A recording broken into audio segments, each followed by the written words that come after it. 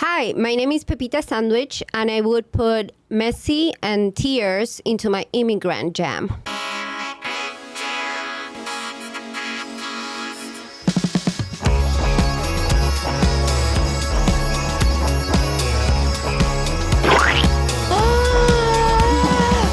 What? No me digas. Oh my goodness. OMG. We are back. It's a brand new episode. It's a brand new day. The sun is shining. We are happy. Are you happy? What are you doing right now? Where are you? Are you picking your nose?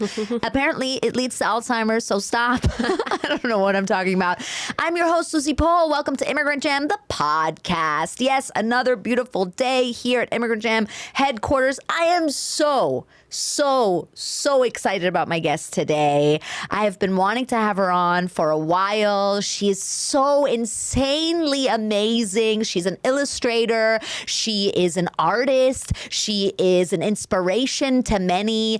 She's Argentinian, as you may have guessed from the fact that she wants to put Messi, Lionel Messi, into her Immigrant Jam. She has published books. One is called Women Move Mountains. Okay, it's true. We all know this.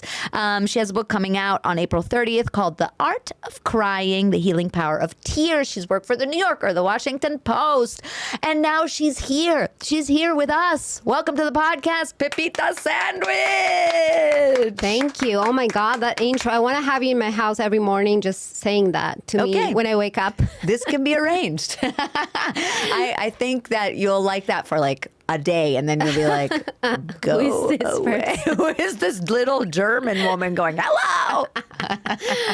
Yeah. Welcome. And your book, for the people watching, obviously you can see the book is here. Pepita brought the book with her, although it's not out. I'm so excited. I was too shy to ask her if she could maybe bring a copy. And I'm so excited about it. I cried this morning, and you love crying? I love crying. I cry a lot, and I love actually asking people when was the last time they cried. So it's wonderful that you just told me. But yeah, I love crying. I've always been a crier since I was like born, basically.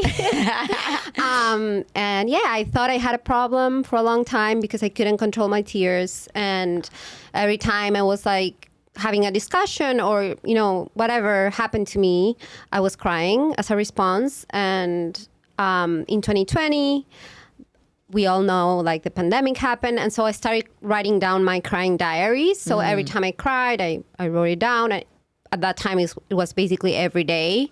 And then I was like, what is this? Like, what are tears? Like, I wanted to learn more about it. And I started researching. And apparently humans are the only species who cry because of emotions. Mm-hmm. I mean, there's other animals that cry. You can see maybe like elephants can like drop tears, but because all these like scientists are analyzing the components of tears, they know they're not emotional tears, they're more like physical tears. Okay. So I wanted to know at what point in evolution humans kind of connected emotions with tears. And it's because we are born so, you know, we're not born fully formed. We need others to kind of like survive. So that's how we kind of connected our emotional needs with our physical tears.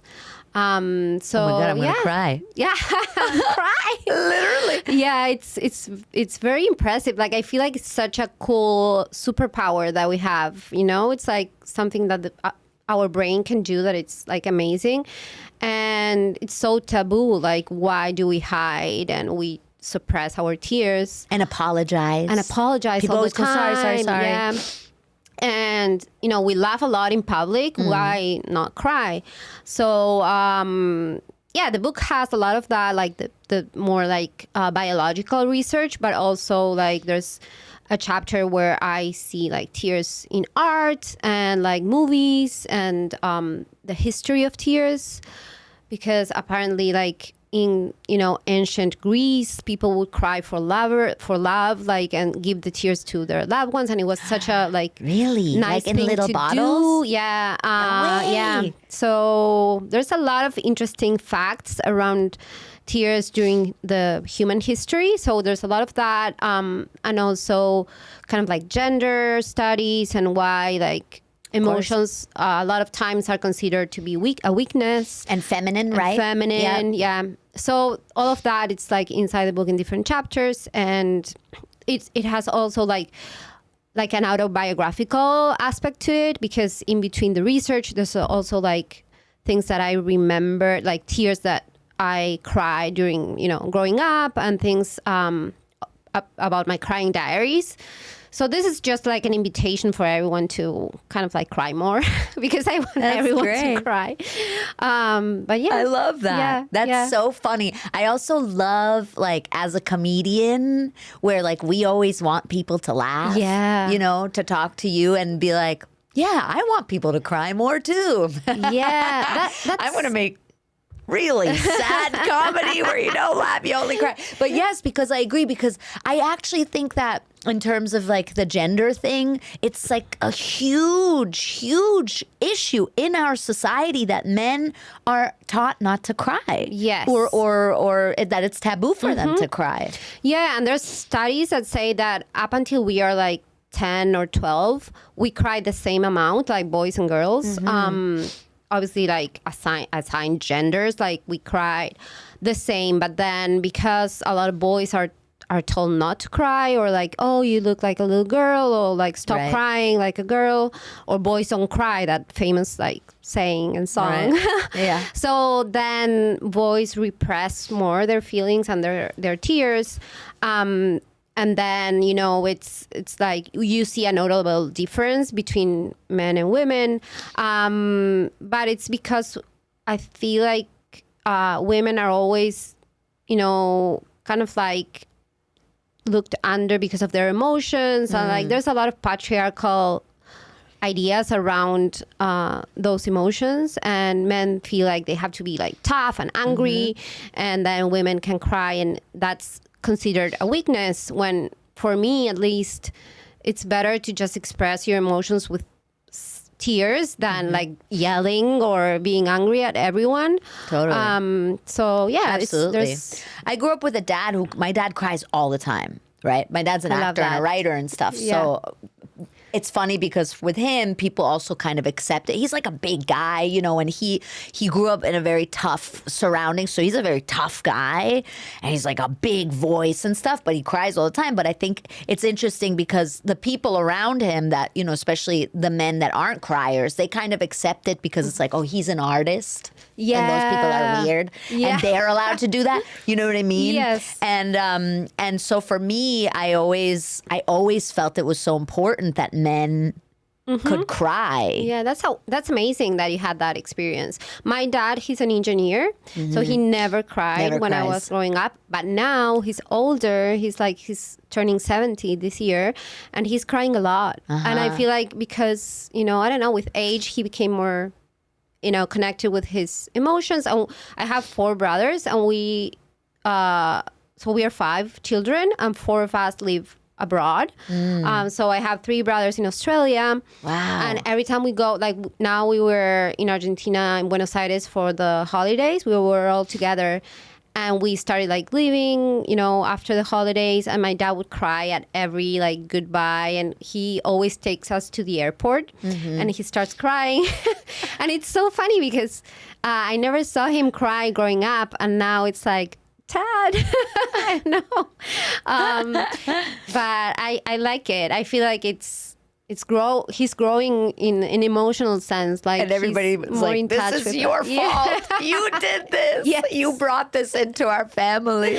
Yeah. It's interesting. Do you think that you're from Argentina, right? And I'm German. Well, supposedly I was born there and stuff, and I am German, but I think it's also interesting. I don't know if you looked at that in when you were writing the book, but I feel, we know that some cultures are more emotional than others, yes, right? And some people think it's because of climate, like warmer places, people are more expressive, In Germany, I feel like, crying? No, not really, Yeah, the book is going to come out in the UK and other countries, and I don't know if Germany yet. Hopefully it will come out in Germany, but I feel like, I don't know, Germany, I feel like it's growing. He's growing in an emotional sense. Like, there's a lot of patriarchal ideas around those emotions, and I feel like some cultures, like the editors that were editing my book, like they were like, oh, my country really needs this book because no one cries ever. Like and Norway. Yeah, like Norway. And so it's interesting because like Japan, for example, they never cry. Of course. And there's a tears teacher that I kind of like used also as an example because he's Japanese and he's teaching people how to cry, like grown-ups how to cry. Such an interesting point. Yeah. So because some people don't know how to cry. And this is not a joke. No. Like this is like detrimental. Yeah. Yeah, that's crazy. And we all have the power to cry, but I think like a lot of things, this is a mystery of our brain. Like scientists have been studying tears and emotions for a long time, but it's still pretty mysterious because obviously we don't know everything about the human brain. It's very hard.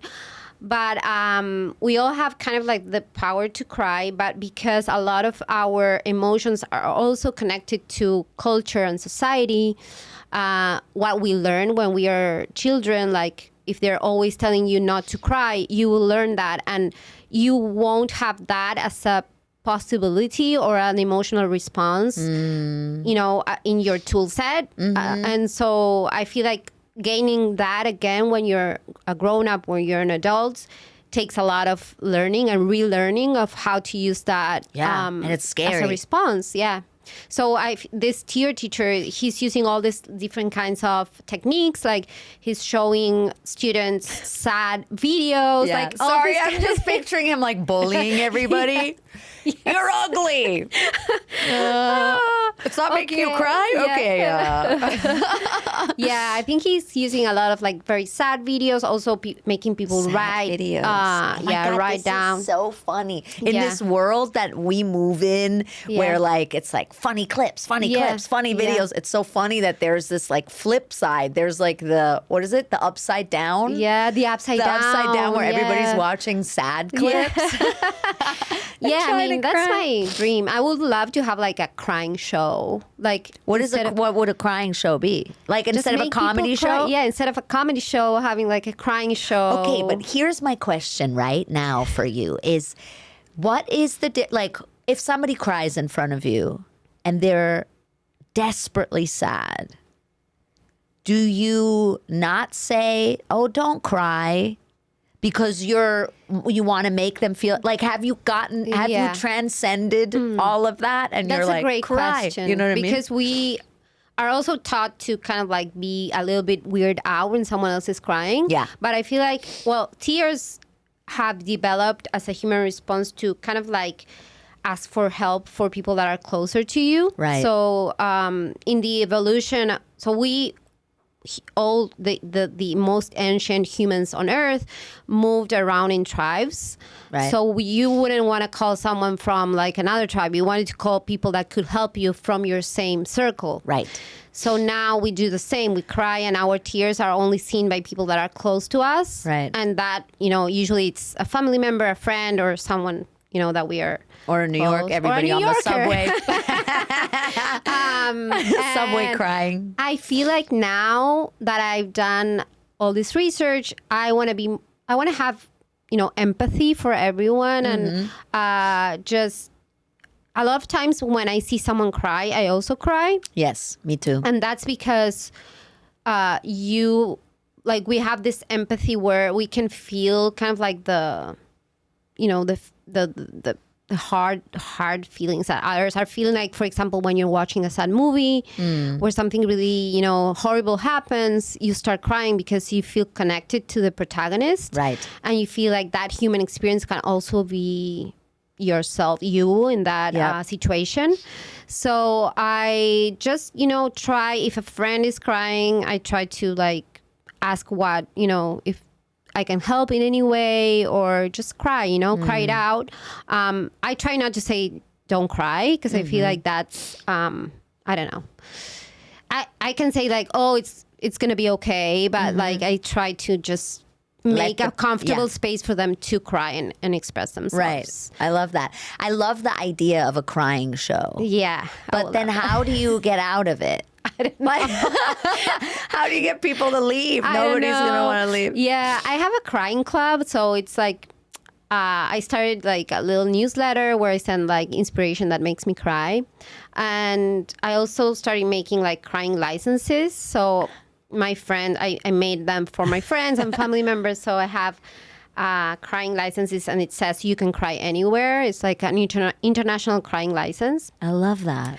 But I think for a live show, I would have to like show video. I don't know how to make people cry with like just talking and anecdotes. It has to be something, I don't know.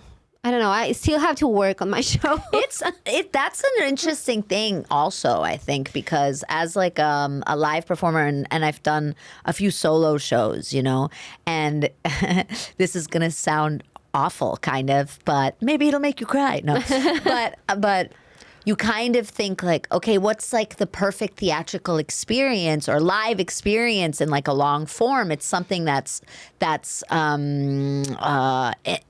inspiring, that's touching, and that's funny, but also moves you, right? Yes. So in the best case scenario, you can write a show that's amazing, or for what I do, amazingly funny, and then you have one moment that fucking gut punches everybody, where you get everybody to cry, and then you follow it with a great joke, everybody laughs, and then you get a standing ovation. Yeah. You know what I mean? That's great. Yeah, you're right. Like go like a journey where you go through all these different emotions. Right. But the laughing, although I'm not going to say it's easy to make people laugh, of course not. We work on it for a long time, but that's like more doable, way more doable, and way more scientific. Yeah. I feel like, because laughing, has been studied as well. Yeah. Like it's surprise. It's the element of like, not having seen something coming, flipping something, going against the person's expectation. That's what makes them laugh, But crying is, I don't think, has been figured out scientifically as how to make people laugh, like how to make people cry. Yes. I feel like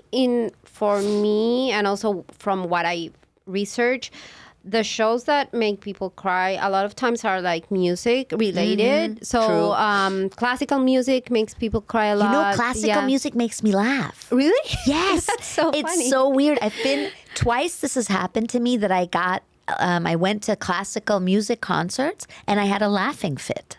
A fit. I couldn't stop laughing. Oh, wow, that's amazing. Yeah.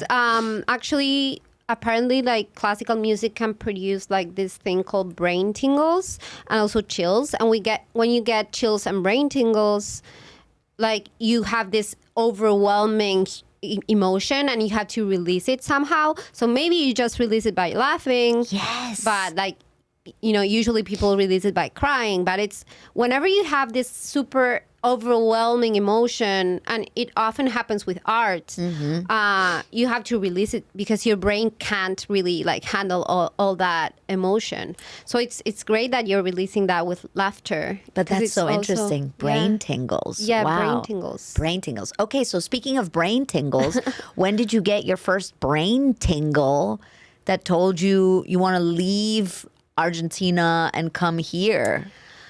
I mean, so growing up... How'd you like that segue? So smooth. So growing up in Argentina, I my family is half Italian. So my dad's side, he was born in Argentina, but he's first generation. And my grandparents came from Italy. Where in Italy? Naples, so okay. Sorrento, the Amalfi Coast. Amazing. And so they came to Argentina when they were like 15. Okay. So I have a very Italian family, and a lot of Argentinians do. Like there's a lot of, especially in Buenos Aires, there's a lot of Italians and Spanish.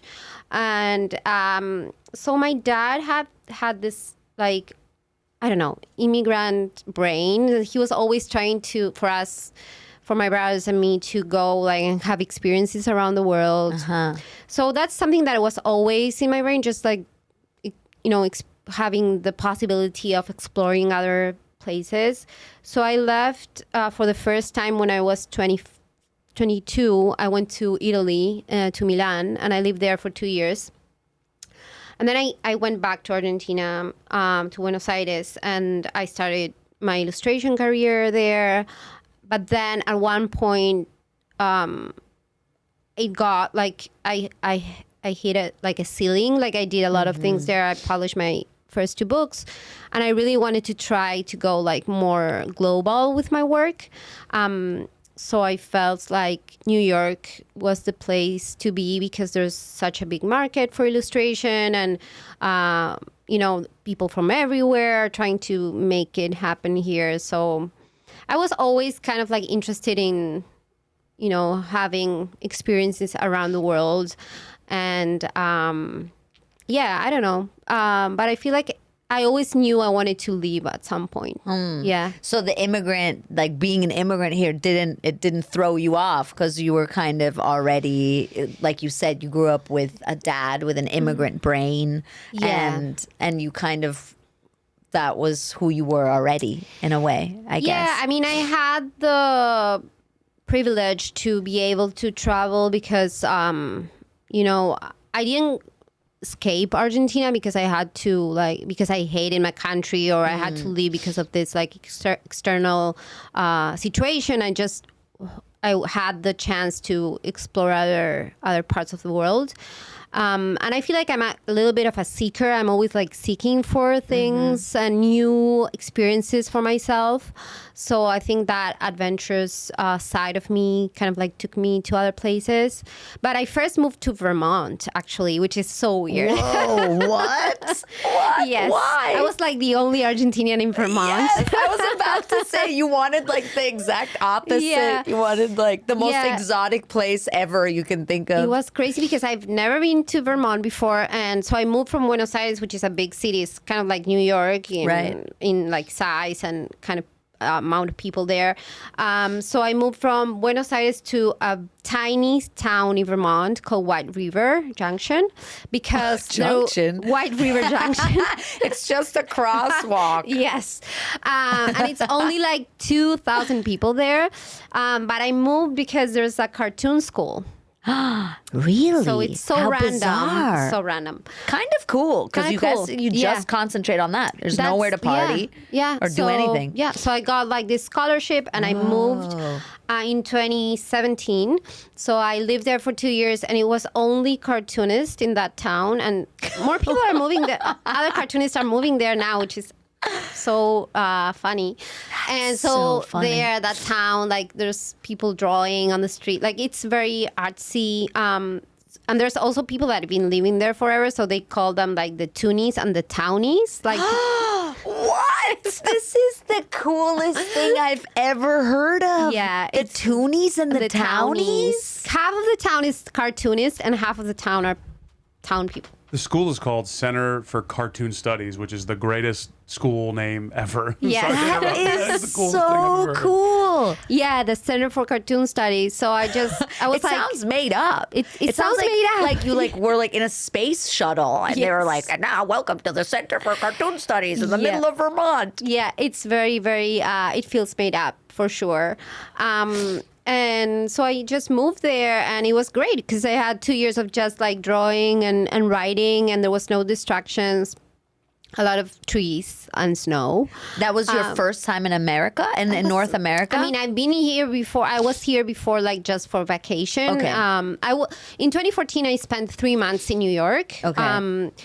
And I kind of already loved New York. I need to go to Vermont. Yeah. This is too dirty for me. Yeah, exactly. No, but I feel the U.S. has done such a intense job in selling the U.S. and especially New York life to everyone in the world, all So the true. movies and stuff like that. I grew Best up marketing ever. Best marketing ever. And I love Nora Ephron. I've always loved her so much. And my favorite movie is You've Got Mail. That's so funny. And it's still your favorite. You stand it's by that? So stupid, but I love You've Got Mail, and I cry still with it. So I don't know. It's I had this very romantic idea of New York and walking through Central Park and on fall afternoon and having coffee. So it was very a romanticized life. But yeah, I moved to Vermont, and I was coming. There's a train that goes from this town to New York every day. So when I came to New York for, to museums, because in Vermont there was nothing.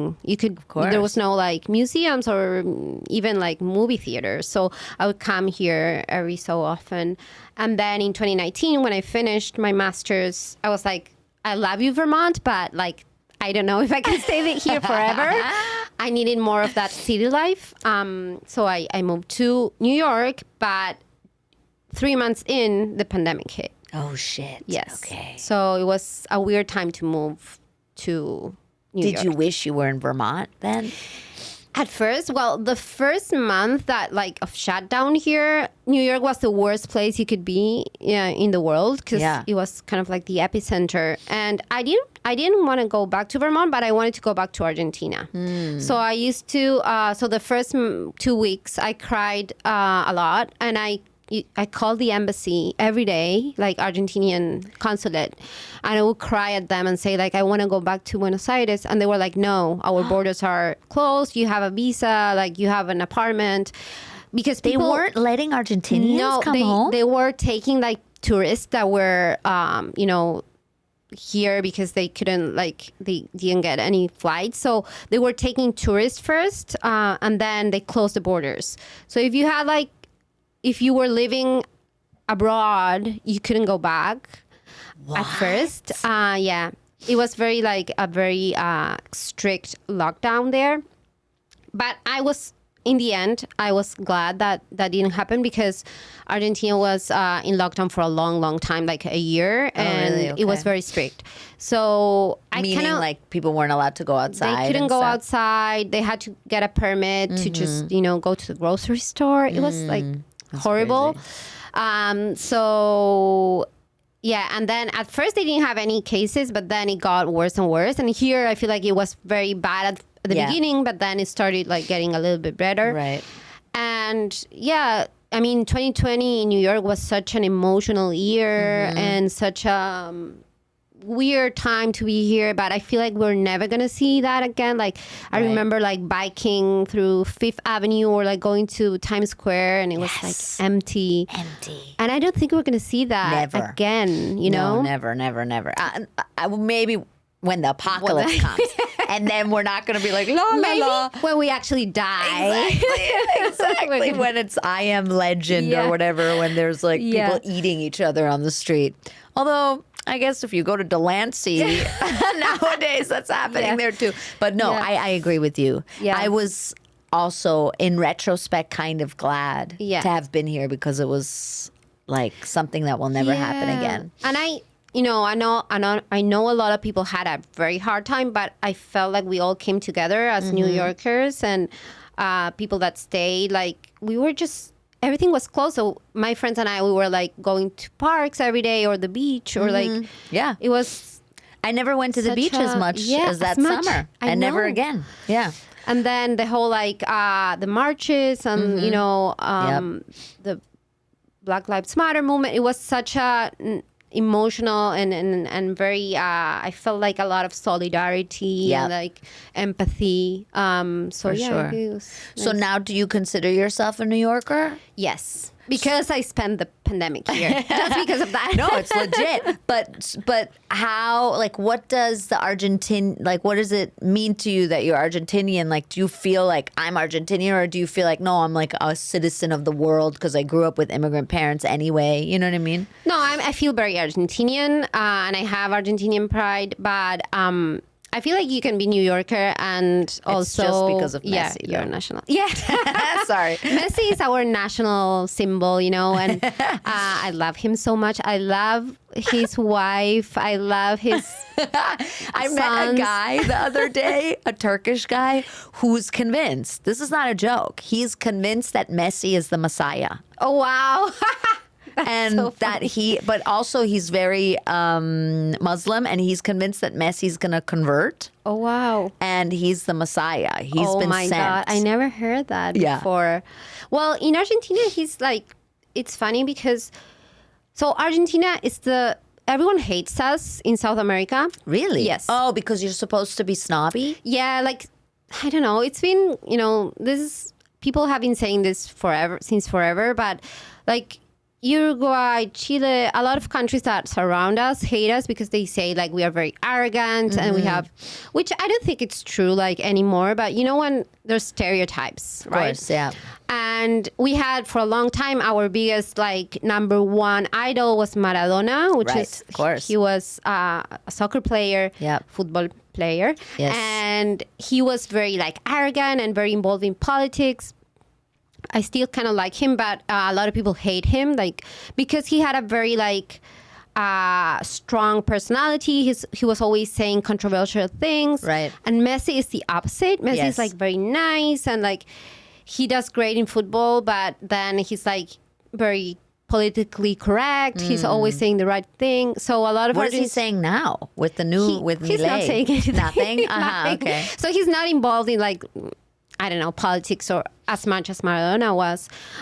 So a lot of people like him because they say like, oh, this is how Argentinians should be. Like He's more, a good role model. Yeah, like he's been with his wife Yes. since they were like 15 or Yes, something, yeah. right? They're like high school sweethearts. Yeah.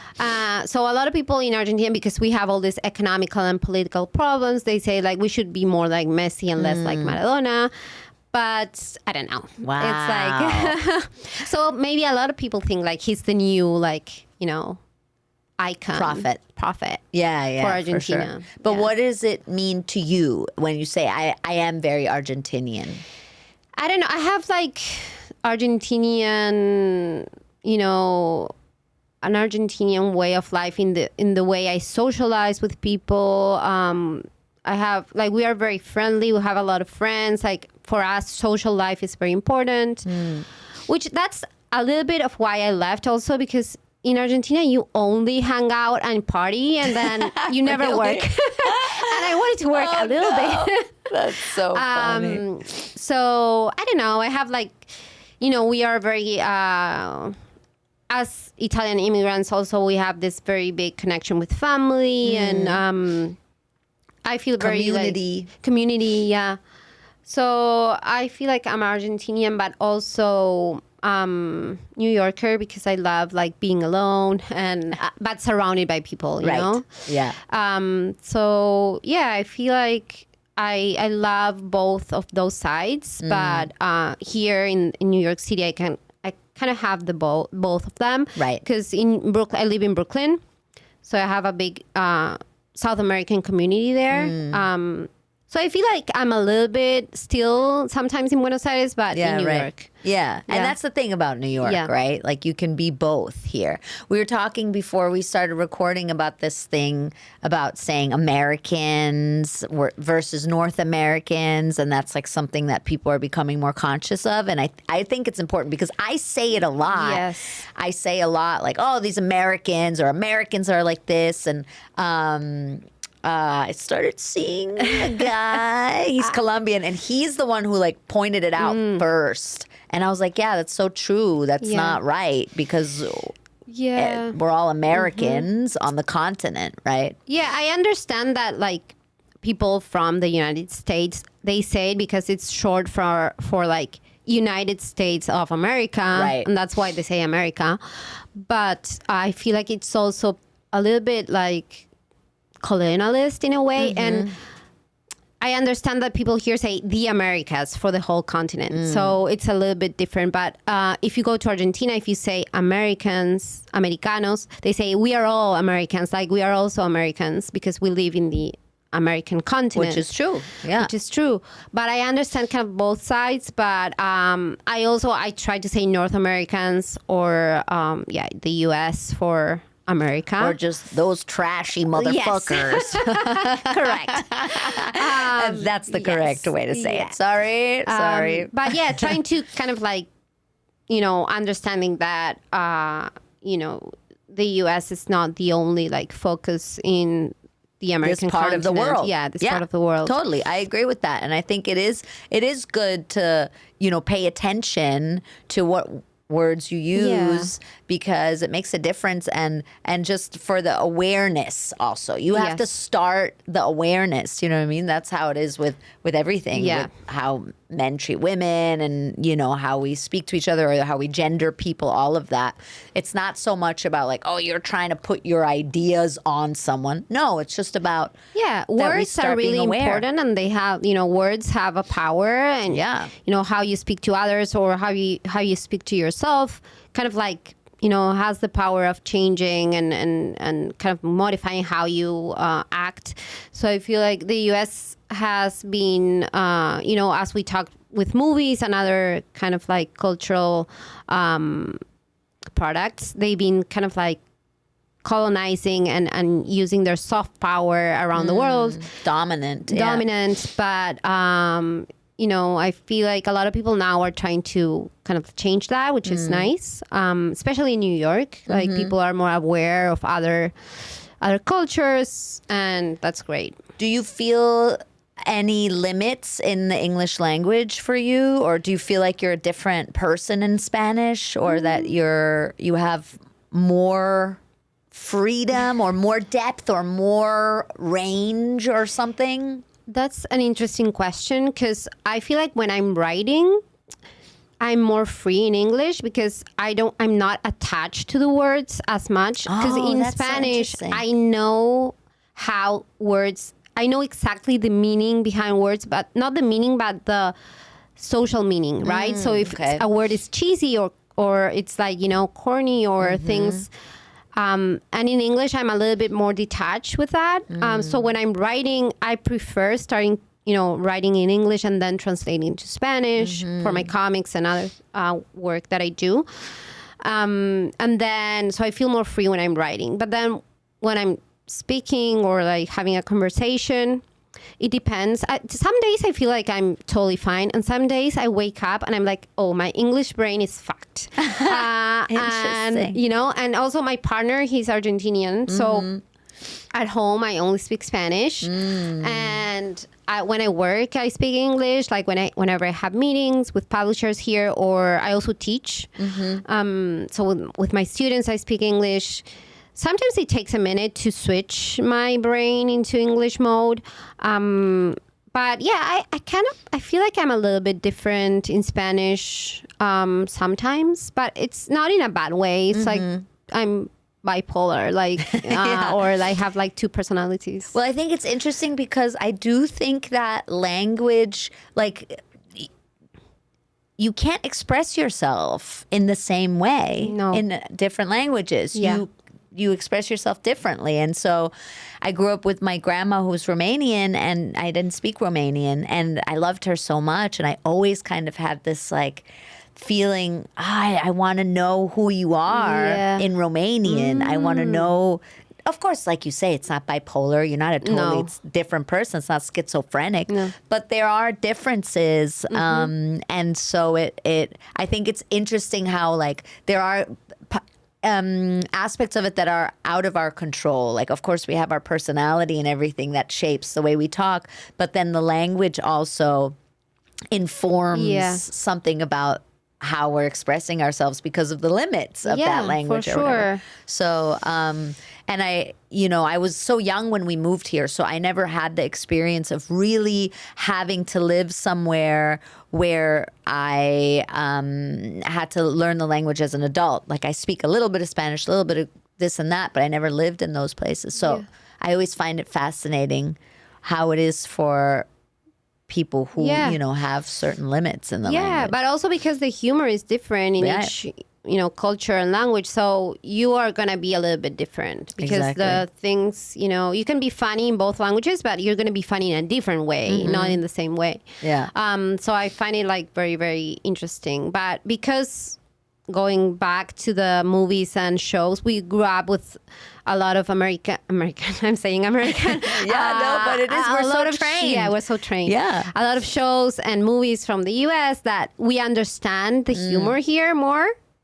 And I feel like if like a person from the US moves to Argentina, it would be a little bit harder for them because they haven't been exposed so much to that kind of humor or that kind. So for us, it's like a little bit, we have a little bit of an advantage to blend into like the culture here because True. we've been kind of exposed to that. Right. So I watched like Seinfeld when I was like 6 years old, or I used to watch like Friends or all these right. shows, or The Nanny, my favorite show ever. I love that. The Nanny. The Nanny. The Nanny. Such a good show. So I felt like I came to New York with all these ideas of like what New York was, and then obviously I kind of like, you know, crash into a wall because it's not reality. Like life here sometimes is hard, and you know it has its ups and downs, but I still love the city, and I feel like I feel great here. Like Yeah, it's a hard city for sure, but I think it is still the freest, the place you feel the freest if you have an identity that's like layered and different, you know, or like isn't attached to one country or nationality or you know, it's a place that where you feel free to be many different things. Yes, I feel for like. sure. And it's a city of the world, and even though it's in the US, like we can I feel like we all can feel like it's ours, and I love being exposed to all these different cultures. Yeah. And, you know, it's not New York's fault that it's in the U.S. Maybe we can move it. Yes. Petition to move New York to somewhere warmer. Petition to move New York to Brazil. Yes. How about that? I would support that for sure. Did you grow up with any sayings or cool proverbs, expressions, stuff like that? So my grandmother has a lot of sayings. I love my grandmother. She's just turned she just turned 95. Amazing. But she's like still very bright and still, you know, doing great. And she used to say las pelotas de Mahoma, which I don't think everyone ever says that. Las pelotas de Mahoma. Every time she would like hit herself with a table or something. She would say las pelotas de Mahoma. It's like Mahoma's balls.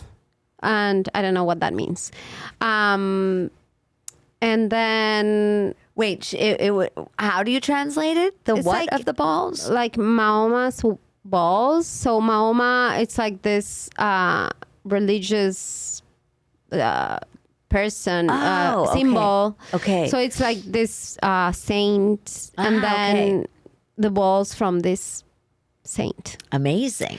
I love that. So she would say that, but then sayings, I don't know. Well, my dad also has a lot of sayings, like, but he invents the sayings, so I'm not sure anyone. My dad does that too. Like you can remember one? Yeah, he says like, la vida te alcanza, which means like life gets to you. That's the translation, and I think he means like times goes by very fast. Mm-hmm. It's like life gets to you, and he's always saying that, or so which is like weird. And then he cries. And then he cries for sure. And then with my friends, we also invent. You know, we say stupid things, but we're always saying like boludo, pelotudo, like the regular insults, but also in a friendly way. Is that a good starter pack for someone going to Argentina? You need to boludo, say boludo. Yeah, boludo is like. It's like saying like it's someone that has big balls. But so it's a ball-centric culture? Yeah, it's very ball-centric. Yes. It's very ball-centric for sure. But the Greeks are very ball-centric too. Oh, wow. One of my favorite Greek like insults is like go fart on my balls. Clase mutarchidia. Isn't that amazing? Go That's fart so on funny my balls. because I've never been to Greece, but they say that Athens really looks like Buenos Aires. Like, yeah, I could see that. I've been to Athens. Very big. Yeah, and like, I don't know. So maybe there's a connection there with the balls. But I feel like if anyone's going to Argentina, yeah, boludo is like you can say boludo to a friend, or you can also say it for someone who's like you're insulting someone on the street, or so it can be friendly, but also not friendly. Not friendly. So like in how they use cunt in the UK. Yes, yeah. He's a good cunt, but also he can be a cunt. Yeah. Yeah. So a lot of boludo happens. But yeah, I don't Is it remember. a lot of things. painful to see the situation right now in Argentina? Yes. Yeah. Yeah. Okay, it's that pretty- was a dumb question because the answer is just yes. Yes, I've been crying and- a lot for Yeah, Argentina. So do cry for Argentina, please. No. It's very painful.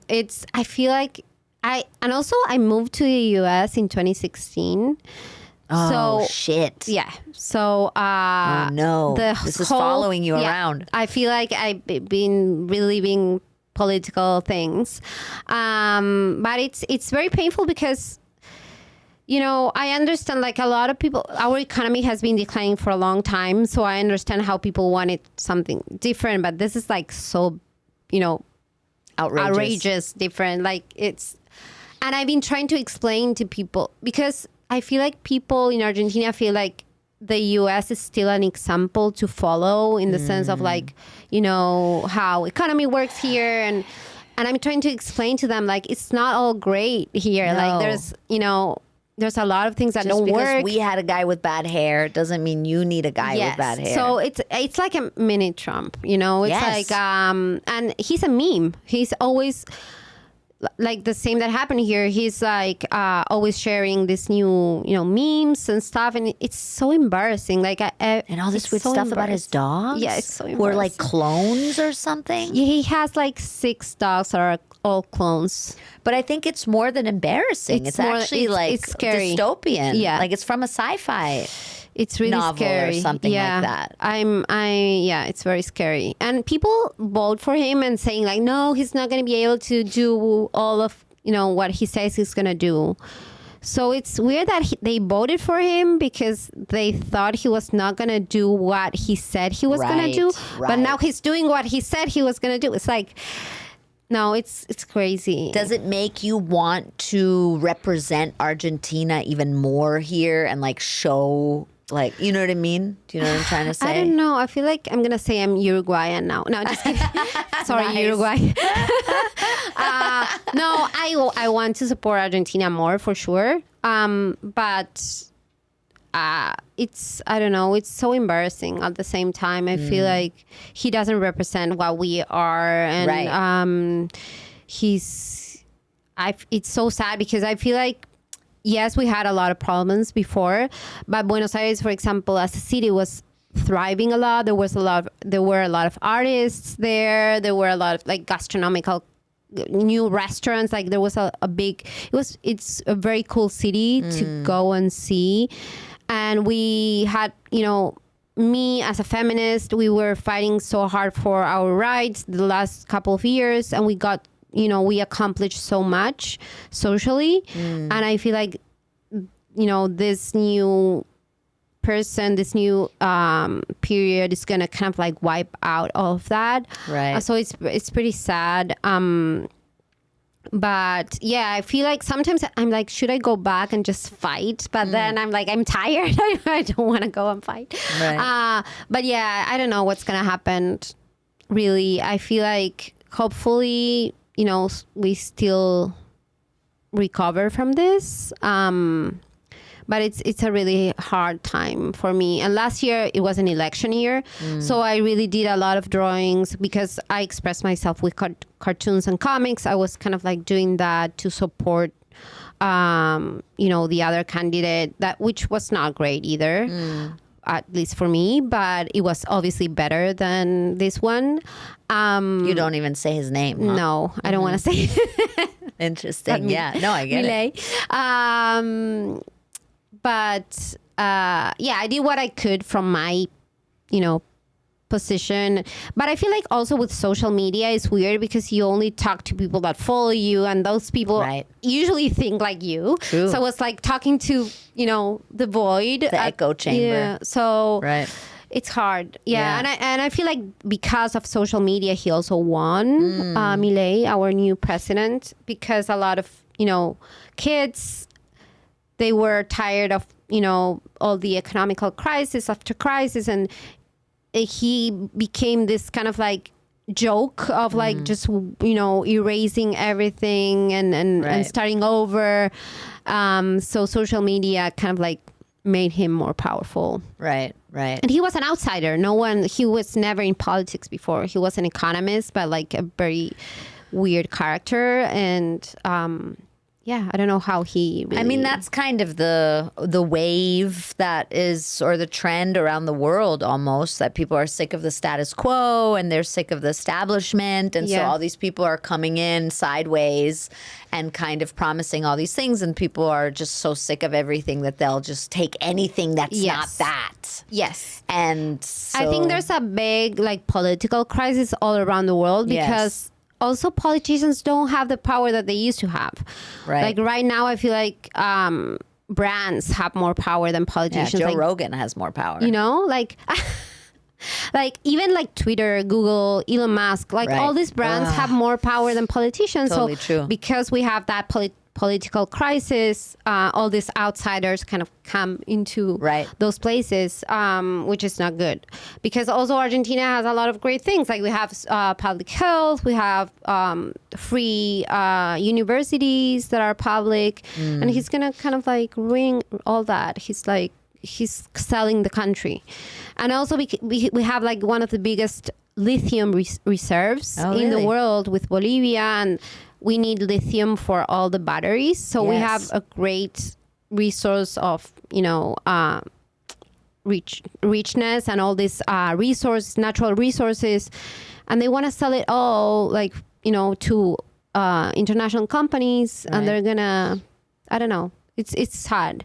But sometimes I feel like other countries that have, more power, they try to kind of like make those countries that have resources a little bit more unstable so they can use that. Oh, yeah. Of course. Absolutely. So, and those countries are the U.S.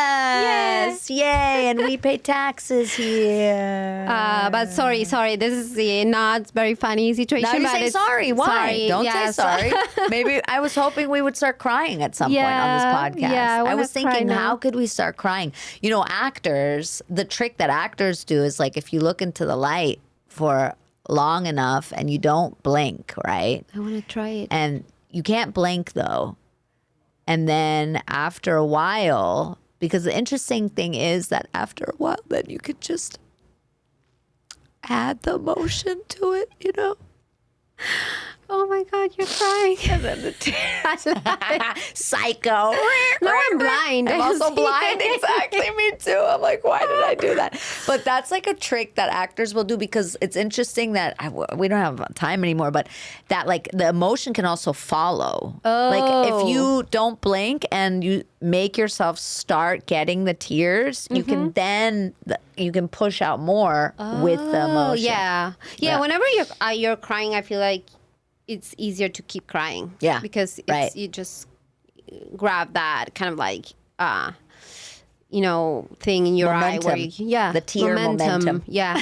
But yeah, I think, there's also a section in the book where I talk about actors crying and there's like a few methods. I'm not an actor, but an actress, but there's the Stanislavski method and all the method acting. And then there's a stick, like a tear stick that you can use. Absolutely. I've used that. You've used that? Yeah, for sure. Everybody that listens to this episode gets a free tear stick. I want to use now. Yeah, I want to use it for my book presentations. Yes. I'm just going to carry it around. I love that. You're just crying the whole time. Yeah. You can just even tiger balm. Yeah. Don't put it too close though. Yeah. Pepita Sandwich, I could talk to you until the tears of all the people in the universe dry up. But unfortunately, we have to bring it to a close. Yeah, I could literally start crying because of that. But before we do, Pepita Sandwich of Buenos Aires, by way of Italy, Naples, the Amalfi Coast, by way of cosmic cartoon connections, bringing you to Vermont, and now to Brooklyn. Are you ready to play the poll questionnaire? Oh my God. Yes, I'm ready. I'm scared. Okay, but ready. Good. If you were president of the United States of America, what American food would you ban? Oh my God. a lot of foods, but I feel like I would ban those like big milkshakes with like Coke. Well, I feel like that's like the Coke float. Yeah, I don't know. Things with Gross. ice cream and yeah. I agree. I don't like that I think either. that I don't like sweets, so yeah. I'm not a sweet at all? I'm not a sweet sweets? person. No. Wow. I What love do you eat after sandwiches. dinner? Oh, I love sandwiches too. What's your favorite sandwich place in New York? Oh, I love S&P. Have you been? Yes, of course. Yeah. It's a classic. Yeah. On 23rd, you mean? 20. I think it's Fifth Avenue and 23rd. 23rd, Yeah, yeah. I love S&P. Yeah, S&P is great. That's a good one. Yeah. Okay. Mad respect for that one. I Yeah. grew up in New York. That's a good sandwich place. Okay. If you could deport one North American person, who would you deport? Deport. Well, that's hard, but I feel like Trump, obviously. Okay, Trump. If you could add one face to Mount Rushmore, whose face would you add? I would add probably Meg Ryan. Oh, sorry. I don't know why I thought you said Meghan Markle. No, In my head, I was like, Meg Meghan Ryan. Markle? Meg Ryan. Oh, okay. Meg Yeah. Ryan. Cool. My brain just did something so weird. I was like, why did she say that woman? It's like, that's so unexpected of her. Okay, cool. If you had to come up with a catchphrase for the United States of America, what would it be? Would be I'm sorry. Oh, okay. I love that. You're right. That's what it should be. What's the most Argentinian thing you've ever done? In the US or ever? In your life, would you say? My life, I ate an alfajor. Do you know what alfajor is? No. What's that? So an alfajor is like an Argentinian treat that is like 2 cookies and dulce de leche in between. So I ate an alfajor while riding a horse this summer. This summer? Yeah. In Argentina? In Argentina. On the beach? No, in a countryside and a farm. And a farm. Yeah, wow, on a farm. That's so cool. Okay, I love that. If you were casting a movie about the Statue of Liberty, who would you cast as the Statue of Liberty? I would cast Statue of Liberty. I would cast probably Tilda Swinton. Tilda. Nice, I like Yeah. that. Tilda Swinton? Swinton. Very nice. Very good. Okay, I love that. I thought you were going to say Meg Ryan again. Yeah, Meg Meg Ryan. would make a good statue. I Okay. think. Now, right? Oh, no. That's so sad. Okay.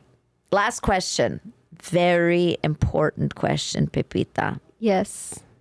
Do you know how I can meet David Hasselhoff? If I know how, no, I don't know, Okay. but probably if you start crying a lot and then you create an ocean of tears, then he would come and rescue you with a Baywatch suit. So start I'm crying. gonna cry. That's the best answer I've ever heard, ever. And we've almost done 100 episodes. So That yeah, that brought tears to my eyes. so That's just create so your beautiful. own ocean. Maybe he would appear with like a boat. God, he's gonna come rescue me on my ocean of tears. I love that. Pepita Sandwich, you are amazing. Thank Tell you. us again where we can find you online, where we can find your book, what you want us to know and look out for, and all that stuff.